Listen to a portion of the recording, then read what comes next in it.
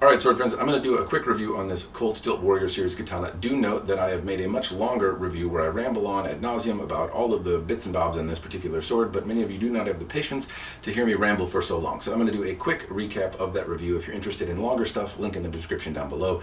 Also, note that this is a secondhand sword. I bought it from a different YouTuber, sword friend Arthur, and we are going to do a conversation, and when that's available, I will also have a link to that in the description down below if you are so inclined on hearing two sword nerds ramble about their experiences reviewing the same sword. Anyway, this is a Cold Steel Warrior Series Katana. I'm going to do a quick recap review on it. First, I want to talk about the aesthetics of the fitting. So you see these arrowhead pieces here, and one thing I want to point out across the board, they are consistent. They have arrowheads on the Fuchi, they have them on the Kashira, they have them on the Tsuba, and all in all, I think thematically it goes together really, really well. I like the aesthetics of this sword, and I think they are pretty well executed. The casting quality is pretty good, and none of it is sharp, none of it bites me. There's a lot of little pointy bits on here that I would think from a user perspective would hurt. Not the case. I've used this sword for a couple weeks now, and I haven't had any problems. The Ito is sufficiently tight. I won't call it great, but I would call it pretty good for a sword in the $300 price category, which this one happens to be if you buy one from an authorized distributor instead of Cold Steel directly. Though you can spend $600 if you just like spending more money. But anyway, you can buy this sword for about 300 bucks. Ito, you can see the diamonds wander all over the place, but to be expected again, sort of this price point. The Ito is sufficiently tight. I like the shape of the handle. Overall, I think it's functional. It does a good job, but I do find the Ito to be a little slippery, so especially when I hold this sword in one hand, if I do any one-handed kata, it gets to be a little slippery and it wants to run away from me.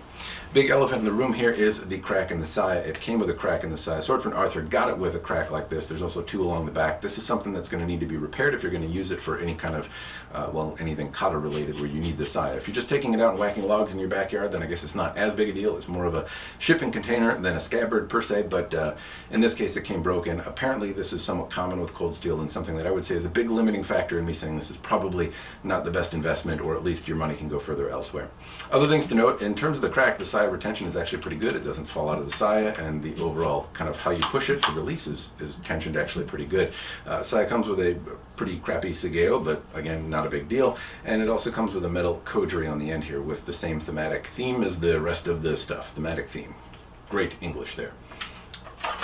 Talking about the blade, the pointy stabby part, I've heard this thing is advertised as 1050, 1055, 1060. I don't really know what kind of steel it is. I can't validate it for you, and I don't honestly care. What I can say is sword friend Arthur hit it on something that caused a small ding. I then hit it on many more things. I then keyed up the edge and made the edge potentially more fragile, and I haven't had any problems with the sword bending, with the edge rolling, with anything like that. Now that said, I did have to sharpen it earlier. When I tried to cut, it did bottles and things like that, okay? But once I took it to tatami, it did not move through the mat very well, and it took a lot of strength, a lot of kind of muscling through the tatami in order to get it. Once I keened up the edge though, obviously cutting went much better. I would still say this sword is not particularly fun to move around. It is 2 pounds 9 ounces, but it feels like 4 pounds 10 ounces. So it feels like a heavier sword than it is to me personally, but that might be because I'm a biased son of a bitch and just committed not to liking it.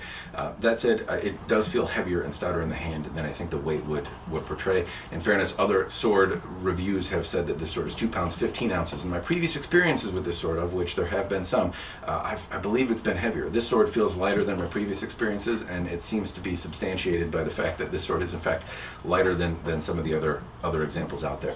Anyway, dynamically speaking, it still feels hefty.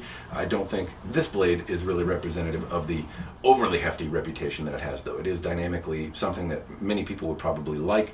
Some people like tip-heavy blades. I generally happen to be one of them. This one, I just don't think it offers a great enough grip in order for me to really like it. Anyway, additional features on the blade. We have a okisaki here. It's not really burnished or anything like that. It's just sanded a different direction, but overall it offers an aesthetic improvement on a otherwise pretty simple blade that I do really like. It has an imposing tip. The bohi are nice and crisp and terminated in the same spot as well, and I do like the bohi on this blade. It also has a swelled kisaki, kind of something at the end that is often missed by a number of manufacturers, and it offers a really nice wind sound.